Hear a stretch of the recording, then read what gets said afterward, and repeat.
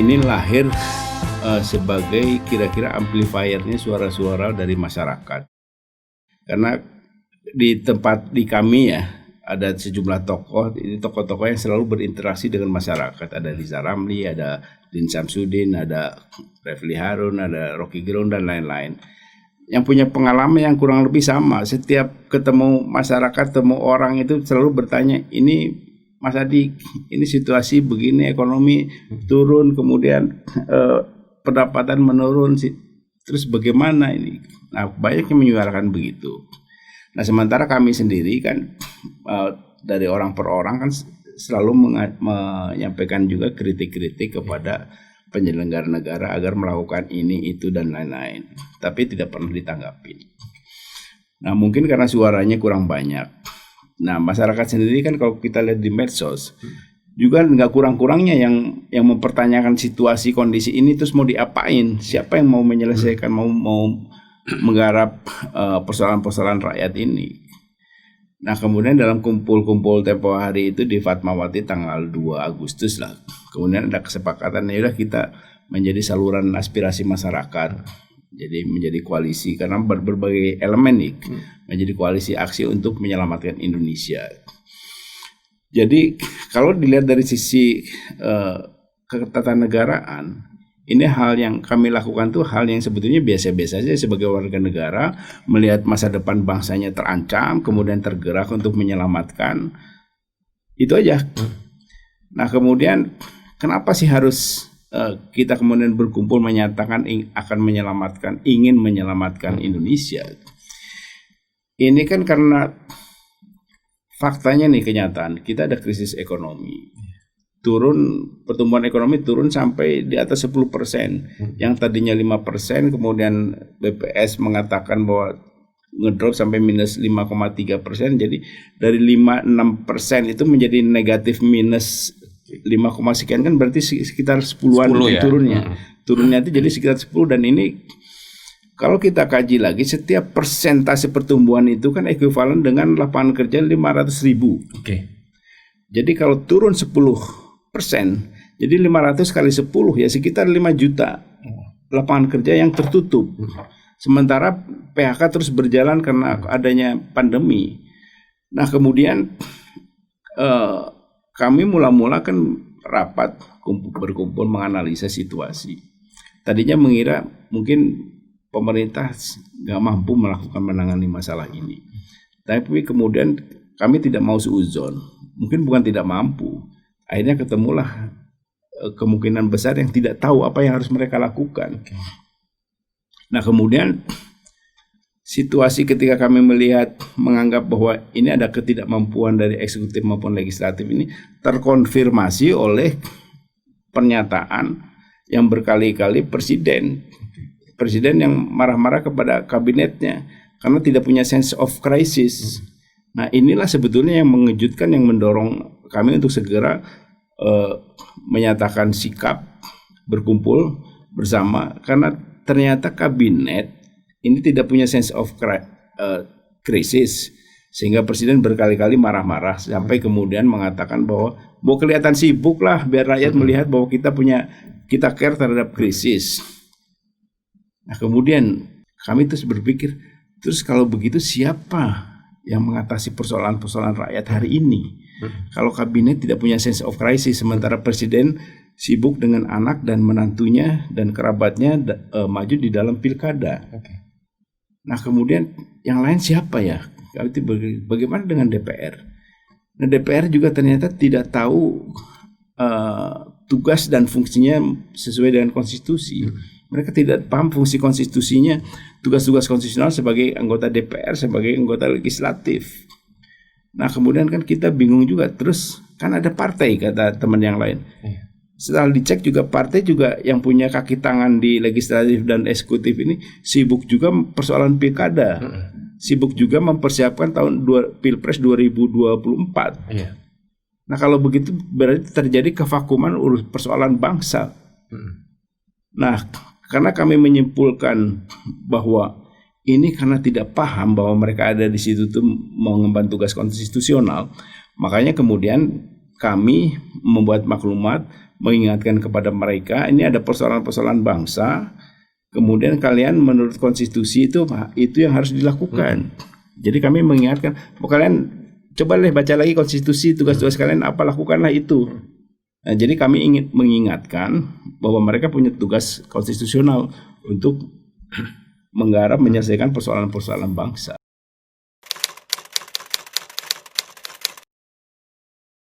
Pikiran kami kan adalah bahwa mereka tidak tahu. Tidak paham kenapa mereka ada di situ, tugas konstitusionalnya apa. Karena itu kita hanya mengingatkan fakta-fakta bahwa mereka tidak paham. Menteri misalnya, contoh nih, Menteri Keuangan,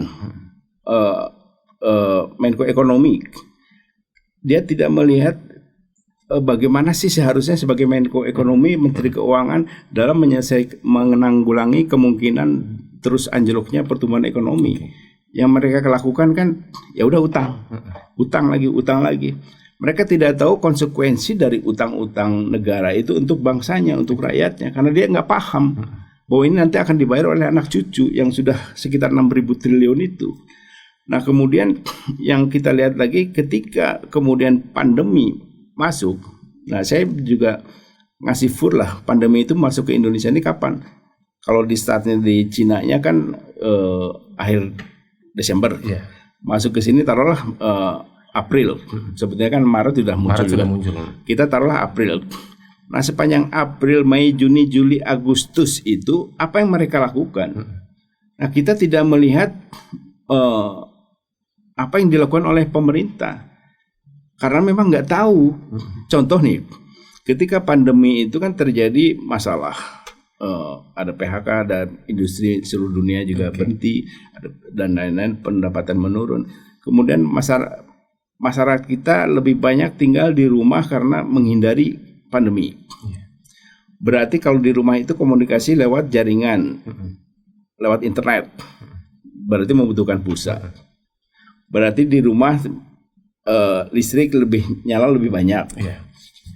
Nah, tapi pemerintah nggak paham bahwa rakyat yang mengatasi pandemi secara mandiri ini ternyata mengalami kesulitan ya. Mengalami kesulitan untuk pulsa, untuk kuota internet, untuk listrik. Tidak ada kepikiran dalam pemerintah menurunkan dulu tarif listrik.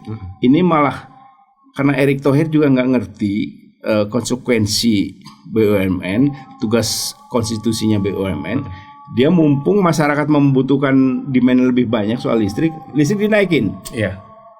Kemudian Menkominfo yang punya otoritas mengendalikan harga pulsa internet ini juga melihat aji mumpung harga tetap tinggi.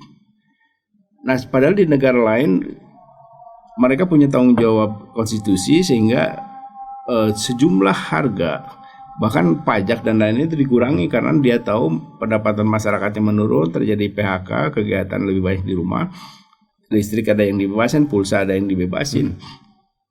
Nah, di kita karena nggak paham ini dibiarkan.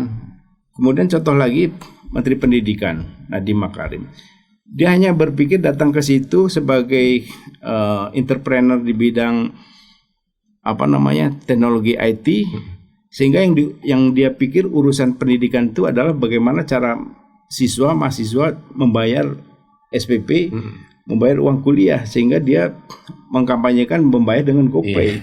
Padahal di masa COVID ini setiap rumah tangga pendapatannya berkurang, tapi pengeluaran bertambah untuk beli pulsa ini karena anak-anaknya kan sekolahnya lewat daring. Nah, lewat jaringan ini, lewat internet ini kan yang memiliki akses ke teknologi ini kan nggak sampai 15% seluruh Indonesia. Nah, terus yang 90%-nya lagi bagaimana? Ini menteri karena nggak paham tugas konstitusional ya cuek aja. Gak ada masalah, orang teriak-teriak soal bagaimana pendidikan online, bagaimana orang-orang yang di luar kota yang banyak, yang puluhan juta itu nggak dipikirkan juga. Kemudian legislatif nih, legislatif juga dia juga nggak paham apa fungsinya. Legislatif kan kalau kita lihat di buku kewarganegaraan dulu, kalau saya pelajarannya kewarganegaraan, itu punya 3 fungsi. bikin undang-undang, legislasi, bikin pengawasan, kemudian membuat anggaran. Nah, mereka tidak paham bahwa tidak ngerti bahwa situasi seperti ini dia harus membuat undang-undang yang memberikan keringanan-keringanan, yang memberikan perlindungan kepada masyarakat yang kena pandemi ini, harus menghadapi pandemi COVID yang sangar itu. Nah, tapi apa yang mereka lakukan? Kita lihat misalnya sampai kemarin itu yang diurus soal undang-undang, bagaimana mengubah Pancasila menjadi Trisila, menjadi Ekasila, mengubah ketuhanan menjadi ketuhanan yang berkebudayaan dan lain-lain, dan ini juga menjadi masalah besar. Kemudian mereka juga sibuk membuat undang-undang omnibus law yang orientasinya adalah melindungi para pengusaha agar lebih mudah menyerap menggaji karyawan dengan cara yang rendah, sementara sambil membuka lapangan kerja untuk asing. Nah, yang lebih tragis lagi yang menjelaskan bahwa teman-teman kita di Senayan tidak paham tugas dan fungsinya secara konstitusional ini. Dua kewenangan dia yang paling penting, pengawasan dan budgeting anggaran, itu diserahkan dengan sukarela kepada pemerintah. Dalam konteks Undang-Undang Nomor 2 Tahun 2020, yaitu soal kebijakan sistem keuangan menanggulangi COVID. Jadi pemerintah ini sekarang ini dengan undang-undang itu boleh menggunakan uang tanpa pengawasan, tidak bisa diperiksa BPK, tidak bisa apalagi di DPR, sehingga bisa memiliki kekebalan kekebalan. Nah, terus kalau begitu terus fungsi DPR apa? Padahal setiap anggota DPR itu rakyat membiayai 5 tenaga ahli. Kalau misalnya masing-masing tenaga ahli digaji 10 juta aja, itu pasti lebih. Berarti 5 itu setiap anggota DPR disubsidi gaji ke tenaga ahlinya 50 juta. Nah, di dalam peraturan undang-undang di DPR sendiri, 5 tenaga ahli ini untuk mensuplai bahan-bahan kepada si anggota DPR untuk melakukan pengawasan, untuk melakukan budgeting anggaran ini, karena itu perlu tenaga ahli. Nah, kalau 2 kewenangan itu kemudian dia lepaskan dari kepalanya, dia serahkan kepalanya untuk tidak melakukan pengawasan dan budgeting, terus yang 5 ini yang kita gaji, yang rakyat gaji itu untuk apa fungsinya? Kemudian partai politik juga terus asik masuk, padahal partai politik ini kan merupakan kumpulan pandangan orang, persepsi orang untuk disatukan di dalam satu partai, sehingga harusnya setiap partai itu menyuarakan aspirasi masyarakat. Nah, ini juga partai-partai sibuk dengan urusan pilkada, urusan pilpres, tidak berbuat apa-apa untuk persoalan-persoalan bangsa hari ini. Mereka pikir persoalan bangsa itu adalah pilkada dan pilpres 2020. Nah, kemudian kan kembali ke masalah kami ini. Kalau begitu terus siapa yang akan mengurus negara, mengurus rakyat ini? Rakyat ini kan hari ini dia perlu makan, besok perlu makan. Nah, sekarang pendapatan makin menurun. Terus siapa mengurusin? Nah, itulah sebabnya kami membuat maklumat untuk mengingatkan legislatif, eksekutif, MPR, DPR, DPD untuk lihatlah tugas kalian menurut konstitusi. Karena jangan salah rakyat Indonesia ini setiap tahun mengeluarkan uang 350 triliun untuk membayar mereka, termasuk gaji staf ahli di kementerian-kementerian, presiden, DPR, kemudian bupati, gubernur, dan staf ahlinya itu 350 triliun. Terus mereka tidak mengerjakan apa-apa. Yang soal COVID misalnya, sampai hari ini kan kita nggak tahu apa yang dilakukan oleh pemerintah dalam mengatasi COVID ini. Nah, sehingga timbul persoalan baru di masyarakat ini. Masyarakat bukan hanya takut kepada COVID-nya, tapi lebih menakutkan lagi adalah cara pemerintah mengatasi persoalan ini. Rakyat khawatir dengan resesi, tapi lebih khawatir lagi melihat cara pemerintah mengatasi resesi. Nah, ini kan makin parah. Sementara situasi politik ini kalau kita lihat, kita rasakan, kita turun ke masyarakat, ada ketegangan sosial antar umat beragama, antar etnis, antar kelompok. Itu yang dipanas-panasi oleh buzzer-buzzer yang saya nggak ngerti siapa yang membayar mereka, mengadu domba masyarakat, menghina ulama, menghina agama. Nah kemudian muncul juga isu yang dipicu oleh cara DPR, cara partai tertentu mengusulkan rancangan undang-undang untuk membuka lebar ruang terhadap komunisme. Jadi secara politik ini situasi sekarang ini kurang lebih sama dengan situasi menjelang ya tahun 64-65 lah.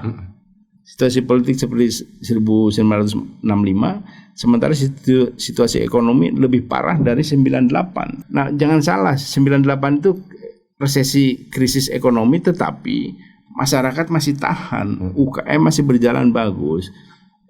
Pertanian masih bagus, komoditas harganya juga bagus. Banyak petani-petani misalnya seperti petani cengkeh, petani kopi, kopra, malah di saat resesi 98 itu menjadi kaya raya karena harga ekspor sangat tinggi dan pakai dolar. Karena itu banyak orang kaya baru, hampir seperti dulu waktu booming cengkeh jadi petani bawang, petani kopra, tiba-tiba nggak ada listrik tapi punya kulkas. Hal semacam itu. Itu 98. Nah, situasi sekarang itu enggak begitu. Krisis menjalar sampai ke desa-desa. Sementara pandangan untuk bisa bangkit itu enggak ada karena memang yang enggak ada yang mengurus.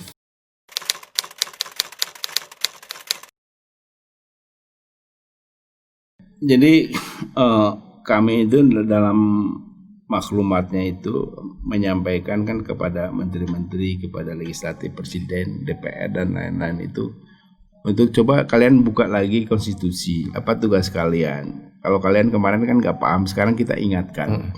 Jadi tugas kita kan rakyatnya hanya mengingatkan saja. Kewenangan kita apa? Kita nggak punya kewenangan apa kecuali mengingatkan bahwa kalian punya tugas konstitusional, lakukanlah. Nah nanti habis itu kan mungkin mereka sadar sehingga melakukan hal-hal yang memang harus dilakukan.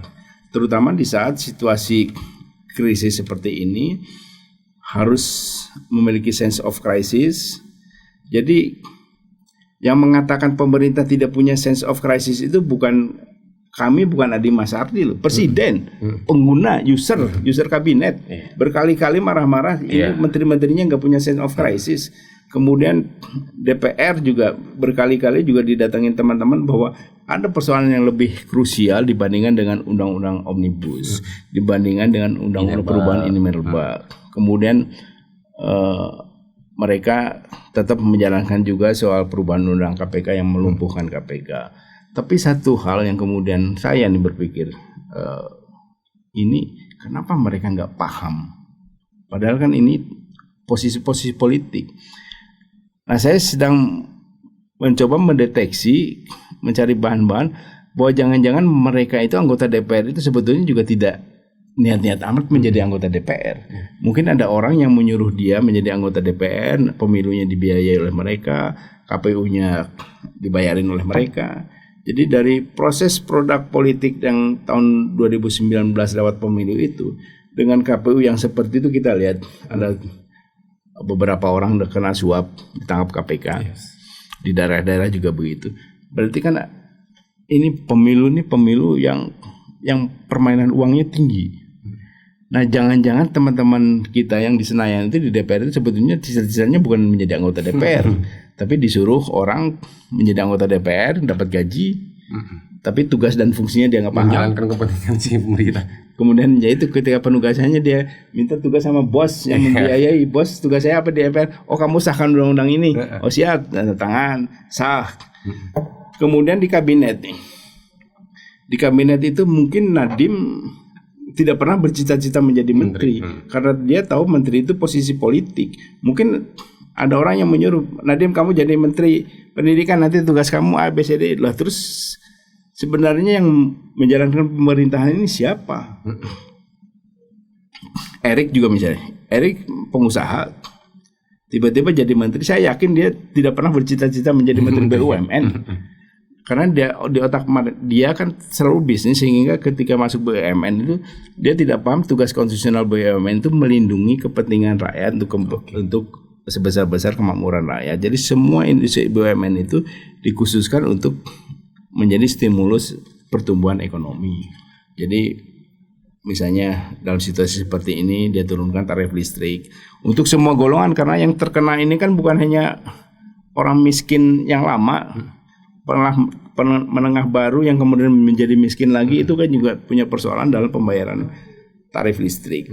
Kemudian BBM juga demikian. Nah, dalam pemahaman dagang ini kan ini mumpung nih demand-nya tinggi, harga dinaikin. Ini kan betul-betul sangat tidak memahami fungsi dan tanggung jawab konstitusinya. Nah, inilah kemudian yang lebih mendorong kami untuk bersama-sama mengingatkan, karena kalau mengingatkan sendiri-sendiri lewat medsos kan banyak. Beberapa di antaranya ditangkap karena undang-undang ITE. Ada kelompok-kelompok yang mengingatkan per kelompok, kemudian berhadapan dengan polisi, ada yang ditangkap. Nah, ini yang kemudian terus apa yang harus kita lakukan? Nah, kami ini muncul menyatukan aspirasi masyarakat dengan cara yang konstitusional, karena ini nanti akan disampaikan juga ke lembaga-lembaga negara. Dengan demikian ada harapan baru di masyarakat. Bagaimana cara menyampaikan pendapat, cara mengingatkan penyelenggara negara. Nah, jadi menurut saya sih ya langkah ini langkah yang benar dan tidak berisiko, karena semuanya berjalan di rel konstitusi.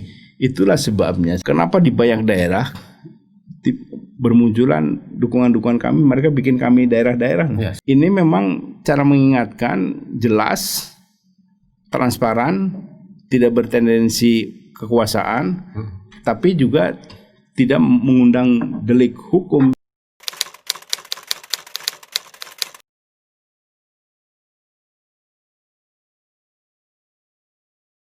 Nah, harapan kita ya, harapan kami ini bahwa situasi ini ketika masyarakat kemudian berkumpul di seluruh Indonesia menggelorakan kami menjadi kami di mana-mana ini, mudah-mudahan mengingatkan pemerintah.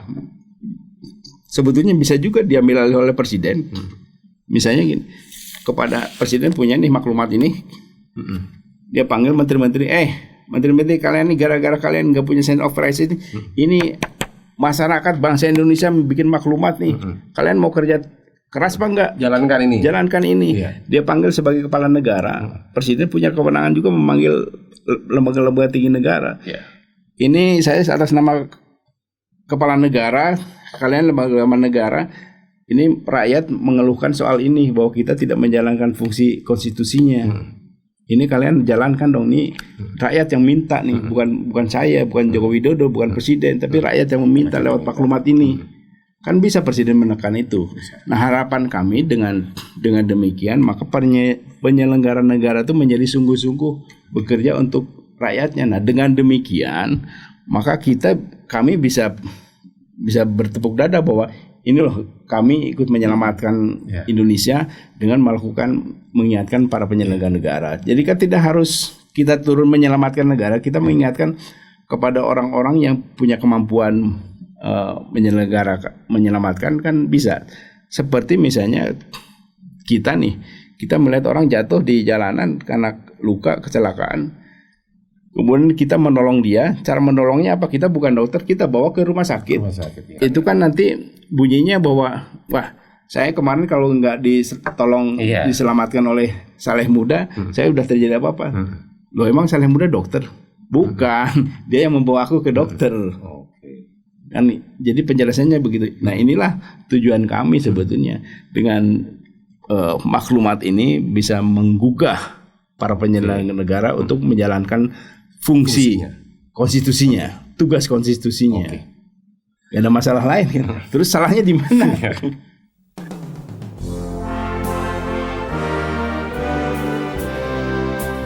Terima kasih Anda masih terus mendengarkan Bravos Radio dari Batu Ampar 1 nomor 6 Kramat Jati Jakarta Timur. Bravos, your digital radio station.